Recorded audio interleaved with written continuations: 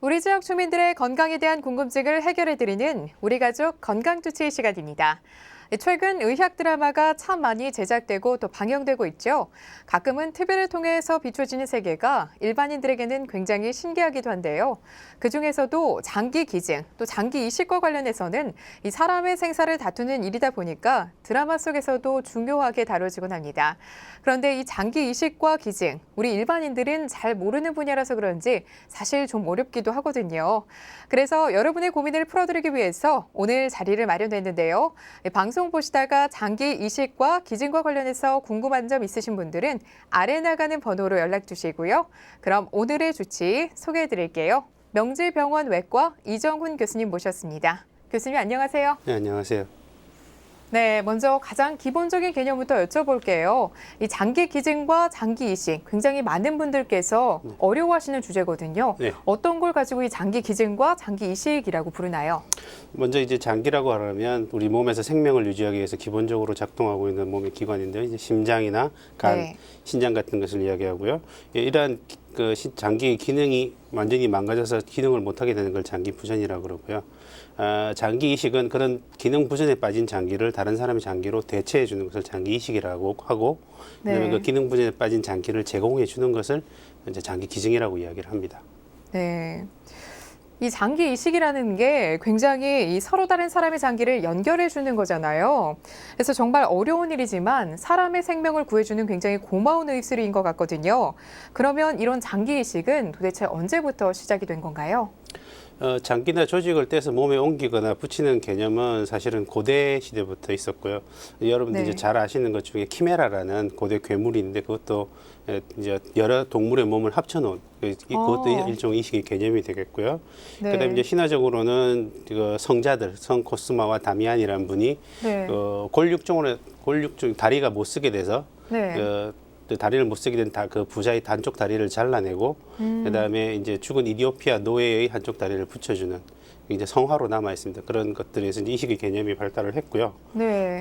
실제로 이제 여러 시도가 있었지만 대부분 결과는 나빴고 성공적인 이식은 이제 1967년도 미국에서 네. 브리가맨 영 대학에서 네. 그 일란성 쌍둥이 간의 신장 이식 수술이 성공적으로 시행이 돼서 최초의 성공적인 신장 이식은 그때가 최초라고 이야기할 수가 있고요. 우리나라도 그렇게 늦은 건 아니고요. 우리나라도 1969년도에 서울 성모병원 이용각 교수팀에 의해 가지고 어머니의 신장을 아들에게 공유해서 그 신장 이식 수술이 성공적으로 시행이 됐고, 네. 그다음에 이제 딱 10년 뒤인 1979년도에는 이제 뇌사자를 이용한 장기 이식이 시행이 되었습니다. 네. 이 우리나라에서 최초로 장기 이식을 실시한 건 1969년이고 이 뇌사자의 장기 이식에 성공한 건 1979년이라는 거죠, 선생님. 네, 그럼 이 뇌사자 장기 이식에 대한 부분이요. 이 많은 분들 지금은 이 사람들의 생각과 인식이 많이 변화되긴 했지만 옛날에는 말이 굉장히 많았던 부분이잖아요. 네. 어떤 과정을 거쳐서 현재까지 이르게 됐나요? 79년도에 우리나라 최초로 이제 장기 이식, 뇌사 공여자의 장기 이식을 성공을 했고, 이제 그때부터 이제 뇌사 공여자, 뇌사라는 것에 대한 정의와 개념을 정립하기 위한 여러 가지 노력들이 있었습니다. 그래서 이제 1983년도에 대한의사협회 주도로 죽음의 정의 특별위원회가 구성됐고요. 1999년도에 이제 장기 기증 및 이식에 관한 법률이 국회에서 제정이 되었고, 2000년부터 그 법이 시행됐습니다. 그 전에는 이제 각 그 의료원별로 시행하던 또 뇌사 이식 수혜자 등록과 관리를 이제 국가기관에서 코노스라는 국립장기이식관리센터에서 진행을 하게 됐고요. 네. 그다음에 이제 2010년부터는 뇌사 장기 기증을 증진하기 위한 어떤 특별법이 발효가 되어서 그 뇌사 장기 기증 관련 업무를 국립장기기증원이 지금은 시행을 하고 있습니다. 네. 그동안 우리나라에서도 이 장기 기증과 이식을 위해서 체계적으로 관리하기 위해서 많은 노력들을 기울여 왔다라는 것들을 알 수가 있었는데요. 그런데 이 장기 이식이라는 게요, 말 그대로 이식할 수 있는 장기가 있어야 하는 거잖아요. 네. 그 기증자가 있어야 된다라는 건데 이식을 받고자 하는 사람은 많은데 기증자가 굉장히 적다라고 알고 있거든요. 네. 어느 정도인가요? 지금 2014년 말까지 국립장기이식센터에 등록된 이식자 수는 약 2만 4천 명이고요. 이식 대기자 수는 2013년도 통계에 의하면 간이식이나 신장이식 같은 경우 한 해 수혜를 받는 환자가 전체 이식 대기자의 한 10% 정도에 불과합니다. 이제 그림에서 보시는 것처럼 간이식 대기자는 해가 갈수록 이제 기하급수적으로 늘어나고 있고요. 그에 비해서 뇌사나 생체를 통해서 이식을 받는 환자 수는 그에 아주 미미한 속도로 늘어가고 있고요. 신장 이식의 경우도 마찬가지입니다. 지금 신장 이식 되기 전에 2013년도 통계에 의하면 약 15,000명 정도가 통계로 잡혀 있고 실제로 이식을 받은 경우는 그거의 10% 미만으로 나와 있습니다. 이 장기 이식을 기다리고 있는 사람은 굉장히 많은데 장기가 없다라는 거잖아요. 왜 그런 건가요? 사실 의학 기술이나 과학 기술이 많이 발달을 했고 이에 대한 연구들을 많이 진행을 하고 있지만 아직까지는 완벽하게 대체할 수 있는 인공적인 장기를 개발이 되지 않은 상태고 현재로는 불가능한 상태고 가장 현실적인 이제 장기 공급원이 똑같은 인간이기 때문에 기증을 받을 수 있는 장기가 제한이 있을 수 있고 또 생체 같은 경우에는 살아있는 사람으로서 장기를 제공받는 거기 때문에 기증받을 수 있는 장기나 종류의 제한이 많고 또한 이제 기증자 또한 기증 이후의 삶에 대해서도 생각을 해야 되기 때문에 이식 장기 기증의 자체 숫자가 워낙 적게 나타날 수밖에 없습니다. 이 생체 이식은 굉장히 어렵다 하더라도 이 앞서 말씀해 주신 뇌사 기증자들이 있잖아요. 이 뇌사 기증자들이 있는데 그래도 어려운 건가요? 사실 이제 장기 이식에 필요한 장기를 가장 많이 얻을 수 있는 게 뇌사입니다. 뇌사 이식인데 하지만 국내에서는 이제 뇌사 장기 기증률이 다른 외국에 비해서는 상당히 낮은 편이고요. 실제로 이제 표에서 보시면은 스페인, 미국, 이탈리아, 영국이 있는데 스페인이 보통 뇌사 기증하는 비율이 인구 100만 명당 약 34명에서 35명이고요. 우리나라는 현재까지 100만 명당 8명 정도 기증을 하고 있습니다. 현실적으로 봤을 때 스페인이 이제 장기 기증에서 가장 높은 비율을 보이고 있고 2013년 기준으로 스페인과 한국의 인구는 한 4,700만 명 정도로 유사한데요. 기증률 자체는 한 4배 정도 차이가 납니다. 이 우리나라보다 일본이 압도적으로 낮긴 한데요. 그래도 스페인이나 유럽과 같은 나라들보다 우리나라가 훨씬 더 현저하게 낮다라는 것들을 저희가 확인할 수 있었거든요. 이 스페인은 뇌사자 중에 35% 이상이 이 기증을 찬성을 한다는 것인데 우리나라는 10%가 채 안 되는 걸 저희가 확인을 했어요. 왜 그런 걸까요? 이제 숫자가 한 35%는 아니고요. 100명에 대한 기증 인구 수가 35명이라는 이야기인데요. 실제로 이제 첫 번째가 일반 사람들이 뇌사에 대한 인식이 상당히 부족한 편이고 홍보가 덜 된 상태라고 볼 수가 있고요. 뇌사라는 말 자체를 대부분 병원에서 처음 듣는 경우가 많고 심장이 멈추는 것 자체를 죽음이라고 인식하던 분들한테 심장이 뛰고 체온이 유지되는데 뇌가 기능을 못하니까 뇌사입니다 하고 이야기하면 그걸 받아들이기가 힘들고요. 그리고 이제 우리나라 사람들이 이제 죽은 사람의 몸에는 칼을 대지 않는다는 그런 이제 대중적인 습관들이 있고 그다음에 관습들이 있고 사체 훼손에 대한 거부감들이 크기 때문에 이제 뇌사 장기 이식에 대해서는 좀 부정적인 생각을 가지고 계신 분들도 많은 것 같고요. 그리고 일부 이제 환자나 또 의료진들 가운데는 치료 과정 중에서 뇌사로 진행하는 것 자체가 치료의 실패라고 생각되는 경우도 있기 때문에 그런 면에서 좀 많은 거부감을 가지고 계신 것 같습니다. 아무래도 사체 훼손을 하는 것이다, 뭐 이런 의식. 우리나라는 전통적으로 유교적인 관습이나 의식이 굉장히 많잖아요. 그런 생각들을 가지고 계신 분들이 굉장히 많은 것 같아요. 여러분은 지금 생방송 CNN과 함께하고 계십니다. 오늘은 명지병원 이정훈 교수님과 함께 장기 이식과 기증에 대한 다양한 이야기 나눠보고 있습니다. 이와 관련해서 궁금한 점 있으신 분들은 010-8419-1110으로 지금 바로 전화나 문자 주세요. 전문가가 여러분의 고민들 시원하게 해결해 드리겠습니다. 그렇기 때문에 앞서서 저희가 인식 얘기를 했잖아요. 인식들. 그렇기 때문에 이 인식을 바꾸기 위해서 저희가 다양한 노력들이 필요할 것 같거든요. 그런 이제 노력들을 우리 이제 의료원이라든지 아니면 이제 국가기관들에서 많이 홍보를 하고 있고요.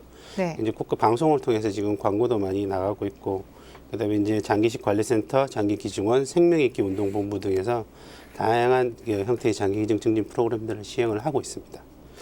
이제 근래 이제 장기기증에 대해서는 일반인들 인식 변화가 많이 있었는데요. 이제 최근에 예로 2000년 후반에 고 최효삼 선수님, 고 최효삼님께서 이제 권투 시합 중에 뇌사로 진행을 하셔서 장기 기증을 하시고 떠나셨을 때 장기 기증을 원하시는 분들이 숫자가 대폭 늘어났었고요. 실제로 이제 기증의 숫자도 많이 늘어났었고, 그다음에 이제 고 김수환 추기경께서 선종하셨을 때도 안구를 기증하고 가셨기 때문에 그 시점들로부터 이제 장기 기증에 대한 인식들은 좀 많이 변하고 있다고 생각을 하고 있습니다. 네. 이렇게 장기 이식에 대한 어떤 의식들이 조금 더 좋게 변화하고 있다라는 얘기 해주셔서 저희도 정말 다행스럽게 생각하고 있는데요. 이 앞서 말씀드린 대로 우리나라의 경우에는 뇌사자의 경우에 이 기증률이 조금 낮은 편이잖아요. 죽음에 대한 정의가 조금 다르기 때문이 아닐까라고 생각하거든요. 그럼 죽음에 대한 정의를 저희가 먼저 내려봐야 될 것 같아요. 네. 죽음이라는 거는 이제 질병이나 외상 이런 것들로 인해서 신체에 있는 장기들이 정상 기능을 못하게 되고 그로 네. 인해서 더 이상 생명을 유지할 수 없는 상태가 되는 것을 이제 죽음이라고 정의를 하고요. 네. 이제 그 죽음에 이르는 종류를 우리가 이제 심장사와 뇌사로 구분을 하고 네. 가장 보편적으로 많이 알려진 게 심장사입니다. 심장사는 이제 심장의 합동이나 폐 기능이 멈춤으로 인해서 다른 장기의 영구적인 손상을 가져서 사망에 이르게 되는 거고요. 뇌사라는 것은 이제 뇌에 가해진 회복 불능의 손상이나 질병으로 인해서 네. 뇌 전체의 기능이 완전히 상실돼서 이제 뇌가 하는 기능이 우리 몸의 신체 전체의 균형이라든지 기능을 조절하는 역할을 하게 되는데 그 조절 네. 기능을 상실함으로 해서 그 결과로 다른 장기들도 스스로의 기능을 상실해서 죽음에 이르는 걸 뇌사라고 이야기를 합니다. 네. 앞서 교수님께서 이 죽음의 정의는 뇌사와 심장사가 있다라고 얘기를 해주셨어요. 그런데 지금 저희는 계속해서 이제 뇌사자의 장기 이식에 관련된 얘기만 계속하고 있잖아요. 이 뇌사자의 장기 이식만 가능한 경우가 있는 것 아닌가라는 생각을 하고 있거든요. 이 심장사 한 사람에게서는 왜 장기 이식을 할 수가 없는 건가요? 이제 심장사 같은 경우에는 심폐 기능이 멈추게 되고요.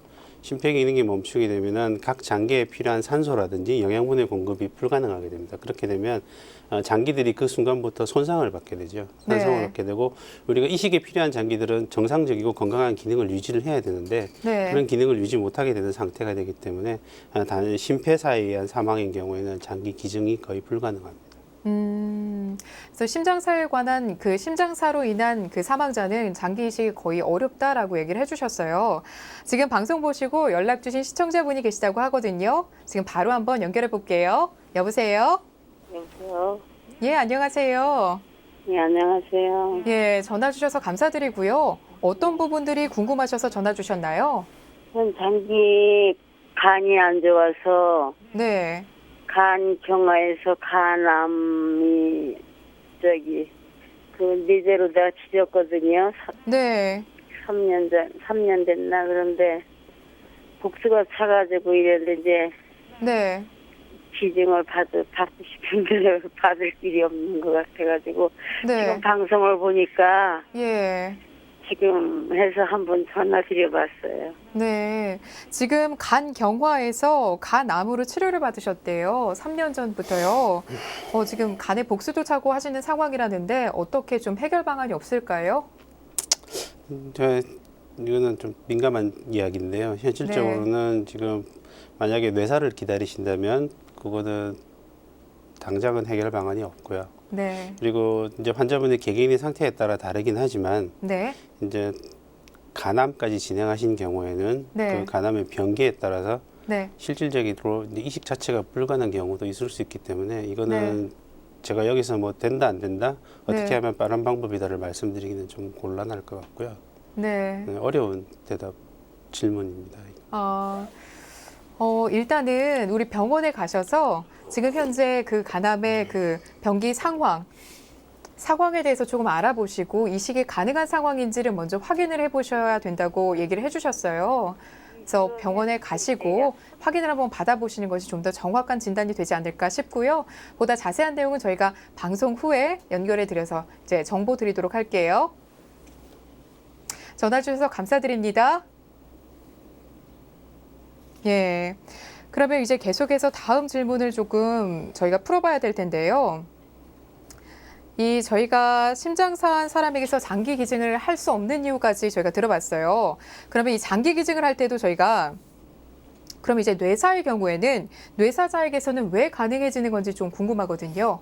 뇌사의 경우에는 이제 뇌가 이제 비가역적인 손상을 받아서 네. 뇌 기능이 영구적으로 정지되는 거고요. 네. 근데 이제 심장은 우리 몸에서 유일하게 스스로 움직일 수 있는 근육이거든요. 네. 심장 근육은 뇌 기능이 정지하더라도 스스로 움직이게 되고 네. 거기에 이제 의료진들이 적절한 유지요법을 하게 되면은 심장 기능을 계속 유지를 할 수가 있습니다. 심폐 기능을. 네. 그렇게 되면 장기가 많이는 아니지 아주 오래는 아니지만 어느 일정 기간 동안 그 건강한 상태를 유지를 할 수 있기 때문에 그래서 장기 기증이 가능한 겁니다.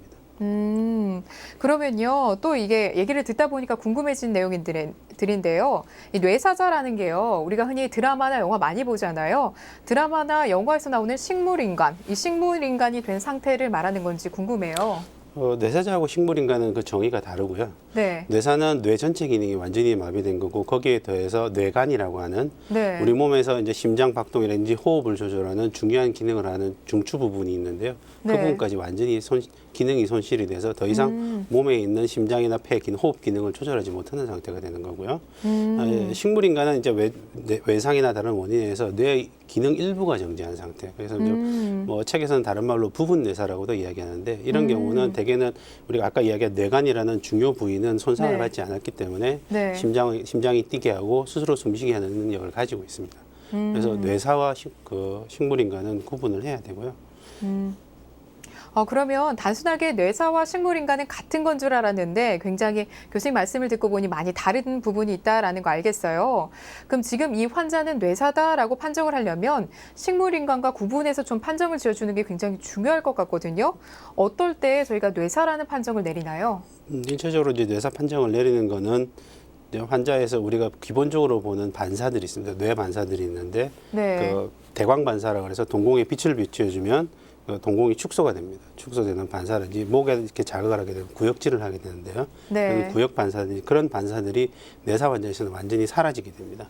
네. 완전히 사라지게 되고 그다음에 통증을 자극을 줬을 때 반응이 없습니다. 네. 그런 것들이 살아야 되고 그다음에 인공호흡기를 제거할 수가 없습니다. 자발 호흡을 하지 않기 때문에. 근데 이제 식물인간 같은 경우에는 인공호흡기를 제거했을 때도 호흡 중추가 살아있기 때문에 호흡이 가능하고요. 네. 그런 사람들은 식물인간이라고 하는 거고 그다음에 이제 뇌파를 보면 뇌파가 네. 전혀 나타나지 않습니다. 그냥 평평하게 일직선으로 나타나야 되고 식물에게서는 부분적인 뇌파를 볼 수가 있고요. 그다음에 이제 그 MRI나 아니면 네. 뇌 초음파를 통해서 보면은 뇌 혈류가 뇌사 환자에서는 전혀 나타나지 않고요. 그 식물인간에서는 뇌 혈류가 그래도 유지가 되고 있는 그런 상태를 보게 되고요. 네. 그런 검사를 우리가 이제 규정에 따라서 2차에 걸쳐서 서로 다른 전문의들이 신경과나 신경외과 전문의를 포함한 서로 다른 전문의가 6시간, 성인의 경우에는 6시간간 2차에 걸쳐 실행을 하고 네. 최종 뇌사 판정은 또한 병원에 있는 뇌사 판정위원회에서 그 사실들을 또 총합해서 최종 뇌사 판정을 하게 됩니다. 그래서 뇌사 판정이 이루어지기 전까지는 우리가 그 대상자를 뇌사자라 부르지 않고요. 네. 잠재 뇌사자라고 이야기를 합니다. 그렇군요. 이렇게 뇌사라는 진단을 내렸어요. 그러면 이제는 빠르게 장기이식을 해야지 또 다른 생명을 저희가 구할 수가 있잖아요. 이렇게 아무나 또 장기이식을 할 수가 없잖아요. 어떠한 절차들을 거치게 되나요? 일단은 뇌사 위에 뇌 기능이 정지한 이후에 장기 기능에는 다른 장기의 기능에는 이상이 없어야 되고요. 네. 그다음에 이제 절차는 잠재 뇌사자가 발생을 하게 되면 평소에 이제 장기 기증 의사를 밝혔던 분이나 이제 보호자들 중에 주치의에게 뇌사 홍보를 듣고 장기 기증 의사를 밝히는 분들에 한해서 네. 이제 해당 병원에 있는 이식 코디네이터나 네. 그다음에 한국장기기증원에 연락을 하게 되어 있습니다. 현재는 현행법으로는 뇌사자가 발생하게 되면 해당 기관의 의료 기관장은 네. 그 국립장기기증원에 뇌사 발생을 통보하도록 법으로 규정되어 있고요. 이제 뇌사에 동의하는 경우에는 이제 네. 저희들이 주치의가 상의를 해서 장기기증원에 통보를 하고 네. 그다음에 이제 수혜자를 저희들이 이제 찾습니다. 수혜자를 찾기 위한 네. 검사들을 진행을 하게 되고요. 아까도 말씀드렸던 1차, 2차에 거친 뇌사 판정위원회를 거쳐서 네. 뇌사 판정위원회에서 최종 뇌사 판정을 하게 되면 네. 이제 각 장기 이식 수술팀들이 각 병원에서 참여해서 장기 적출 수술을 진행을 하고 그 장기들이 이제 각 병원으로 보내져서 이식 수술로 진행을 하는 그런 과정을 거치게 됩니다. 그렇군요. 네, 그렇지만 장기 이식을 못하는 부분도 분명히 있을 거란 말이죠. 이 장기 이식이 가능한 경우는 어떠한 경우인가요? 기증이 가능한 경우는 일단 이제 뇌사의 조건이 되는 구조적이고 회복 불가능한 뇌 손상이어야 하고요. 그다음에 네. 가능한 장기의 기능적인 이상이 없어야 됩니다. 그리고 네. 비교적 젊은 연령이면 좋겠고요. 네. 암이나 만성 질환의 치료 병력이 없는 경우가 좋겠고요. 그다음에 실질적으로 이식 뇌사 상태에서 네. 치료되고 있는 감염증이 없어야 합니다. 그런 것들이 조건이 되고요. 최근 이제 뇌사 기증은 그 기증자 숫자도 적어지는 상태이기 때문에 연령도 좀 많이 올라갔어요. 그래서 한 65세 전후에서도 기증이 가능하고 네. 우리가 이제 그거는 의학적으로 이제 경계성 공여자라 그래가지고 네. 이제 나이가 많으면 장기 기능 어느 정도는 떨어지기 때문에 그런 경우에는 이식 대상자의 범위를 제한하는 경우도 있습니다. 그래서 이 장기 이식이 가능한 경우는 이식가는 하는 장기에 기능적인 이상이 또 없어야 하고요. 또 뇌사 장기 기증의 조건에는 또 이 이식하시는 분의 연령도 좀 낮아야 된다라는 얘기들 해주셨어요. 근데 뇌사 기증자 말고요. 심정지 공여자라는 얘기를 제가 들어봤거든요. 심정지 공여자는 어떤 것들을 이야기하는 건가요? 네, 단순 사망은 아니고요. 이제 네. 저희들이 뇌사 관리를 하는 도중에 이제 뇌사 환자들 자체도 그 심폐 기능이 불안정한 경우가 있는데요.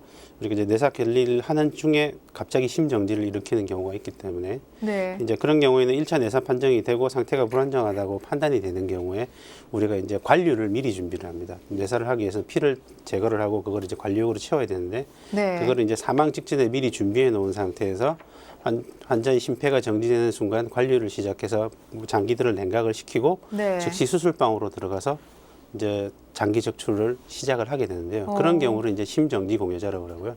그건 이제 단순 사망하고 다르기 때문에 네. 조금 그 국내에서도 지금 이제 각 그 대형 의료원들에서는 그 가끔 심정지 공여자에 의한 장기 이식은 진행이 되고 있고 심정지 공여자의 경우는 이식할 장기 수가 좀 제한되는 면도 있습니다. 그렇군요. 지금 저희에게 실시간 문자 상담 주신 분 있으셔서요. 요거 한번 보고 갈게요. 5831님 문자 주셨는데요. 이 장기 기증을 요즘 많이들 하는데 이 장기 기증은 사망 후에 적출을 하나요? 한다면 어떤 방법으로 또 어떤 시기에 적출을 하는 건지 궁금하네요. 라고 해주셨어요. 어려운 질문이신데요. 어려운 질문이에요. 이제 엄밀하게 이야기하면 장기 적출을 하는 시점에서 환자는 뇌사로 판단이 되었고 네. 법적인 정의에 의하면 사망이 선언된 상태입니다. 네. 이제 사망이 선언된 상태지만 이제 심장의 기능은 유지를 하고 있는 거고 이제 그 상태에서 이제 마취를 하게 되고 네. 정상적인 사람들이 수술하는 절차를 모두 다 거칩니다. 마취를 네. 하고 이제 개봉을 해서 네. 각 장기 혈관하고 혈관들을 모두 박리를 해서 한 다음에 이제 혈관을 통해서 우리가 관류액, 장기 보존액을 투입을 하게 되고요. 네. 전체적인 장기를 냉각을 시킨 다음에 각 장기를 부분별로 간, 신장, 췌장, 심장, 폐장을 따로따로 떼어내게 되고 네. 이제 떼어낸 후에 이제 남은 이제 시신에 대해서는 우리가 다시 복원을 해서 네. 이제 유가족들에게 다시 돌려드리게 됩니다. 네. 예, 그러면요. 이 3478님께서 또 문자 상담 주셨거든요. 이 조직 기증이라는 것도 있던데 이 조직 기증은 장기 기증과는 다른 개념인가요? 라고 얘기를 해주셨어요. 네, 조직 기능하고 장기 기능은 조금 다른 개념이고요. 네. 이 장기라는 거는 하나의 그 독립된 기능을 하는 그 형태가 있는 기관을 장기라 그러고 조직은 이제 근육이나 뼈 이런 것들하고 그다음에 이제 그 기관에서 일부분 네. 이제 가장 많이 쓰는 것 중에 심장 판막이 있습니다. 네. 그런 것들을 이제 조직 기증이라고요. 조직 기증과 장기 기증은 동시에 이루어질 수도 있고 따로 이루어질 수도 있습니다. 그리고 조직 기증의 경우에는 뇌사가 아니더라도 이제 그냥 단순 사망의 경우에도 조직 기증은 가능합니다. 네. 알겠습니다. 자, 네, 교수님 오늘 좋은 말씀 잘 들어주셨습니다. 나와주셔서 고맙습니다. 감사합니다. 오늘은 명재병원 외과 이정훈 교수님과 함께 장기 이식과 기증을 주제로 이야기 나눠봤습니다. 많은 도움 되셨길 바라고요. 내일은 여러분의 재테크를 도와드리는 시간 준비했는데요. 그중에서도 많은 분들이 궁금해하시는 해외 펀드에 대해서 알아봅니다. 어려운 펀드 투자, 기본부터 충실히 배워볼 테니까요. 내일도 저희 생방송 CNM과 함께해 주시고요. 그럼 저는 내일 다시 알찬 소식 들고 찾아올게요. 시청해주신 여러분 고맙습니다.